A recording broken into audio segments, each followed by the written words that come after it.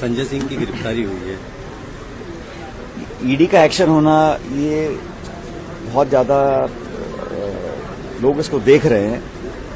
अब आप आंकड़े देख लीजिए, पिछले 5-7 सालों में ईडी का जो एक्शन हुआ है, सो कॉल्ड एक्शन, ये 95% उन लोगों के ऊपर है जो केंद्र सरकार के खिलाफ में है।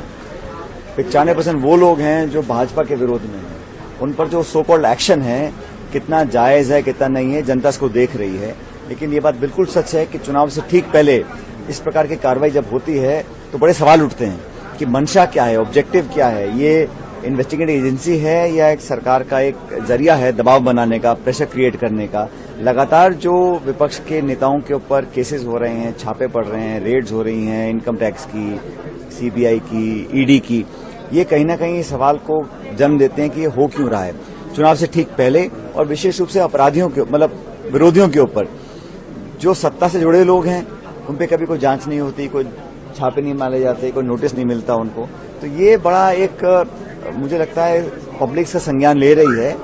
अब कानून के दायरे में रहकर क्या परिणाम निकलेंगे मैं नहीं जानता हूं, लेकिन परसेप्शन ये बना हुआ है कि केंद्र सरकार पूरी ताकतों का इस्तेमाल कर दबाव बनाकर विरोधियों को सबक सिखाने के मूड में है।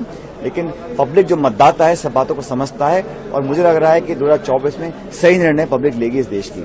अच्छा, एक आपके भाषणों में एक चीज आ रही है कि हिंदू मुस्लिम मंदिर मस्जिद, अयोध्या, पाकिस्तान जैसी बातें जो हो रही है, क्या आपको लगता है कि भाजपा जो है, मैं तो ऐसा मानता हूं कि भारतीय जनता पार्टी को इस देश के लोगों ने पूर्ण बहुमत की 2 सरकारें बनाकर दी, 14 में और 19 में।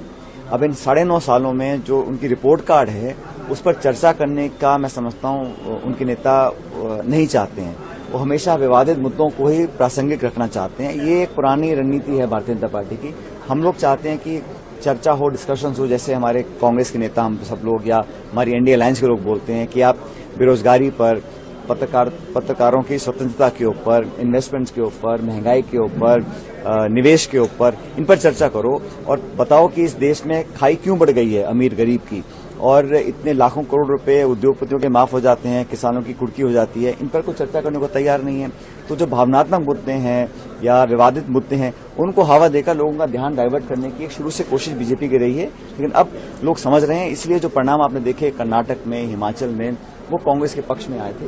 और जो आने वाले विधानसभा चुनाव हैं, इस पर भी मुझे लगता है जनता हमको अपनी मोहर लगाएगी और कांग्रेस पार्टी को विजयी बनाएगी। ईडी की कार्रवाई को लेकर कांग्रेस पहले अपना विरोध जता चुकी है, दिल्ली के अंदर सशक्त विरोध जताया गया। क्या इस तरह का फिर कोई विरोध जैसी कोई बात? देखो, हम लोग तो जो गलत है उसको गलत बोलना पड़ेगा, और अगर सरकारी एजेंसीज इस प्रकार की कार्रवाई करती हैं जो पूर्ण रूप से राजनीति से प्रेरित हैं, तो उस पर हम लोग उसका पूरा विरोध भी करते रहेंगे। पहले भी किया है हम लोगों ने, और मुझे लग रहा है कि इस देश के लोग ये जानना चाहते हैं कि ये जो तमाम कार्रवाई है ये सिर्फ विरोधी नेताओं के ऊपर ही क्यों होती है, और इसमें कोई तेरा मेरा नहीं है। इसमें तो पूरे देश में जहां जहां लोग जो केंद्र सरकार के विरोध में बोलते हैं उसका विरोध, उस पर दबाव डालने की एक कोशिश केंद्र सरकार करती है। चुनाव आते आते जो है मुआवजों पर भी विरोध प्रदर्शन होने लगे हैं।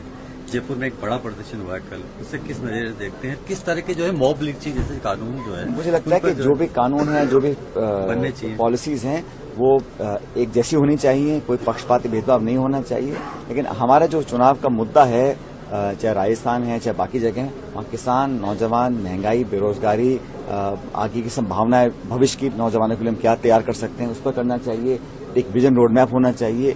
उसके अभाव में मैं समझता हूँ कि जो चर्चा और डिबेट्स हैं वो बहुत ज्यादा सार्थक नहीं है, और जो पब्लिक इश्यूज हैं उस पर ही चुनाव लड़े जाने चाहिए। कल नड्डा जी जयपुर में थे।